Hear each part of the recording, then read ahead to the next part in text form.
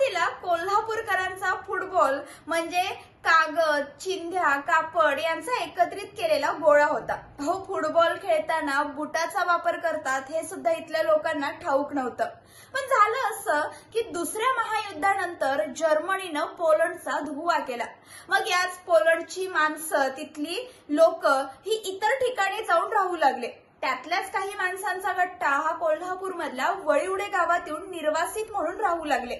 तर ती माणसं फुटबॉल खेळायची। फुटबॉल खेळत असताना ती बुटाचा वापर करायची। मग त्याच लोकांनी इथल्या माणसांना शिकवलं की फुटबॉल खेळत असताना बुटांचा वापर करतात।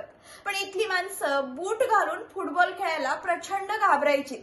पण घाबरून सुद्धा ती गोष्ट न करणारे ते कोल्हापूरकर कसले।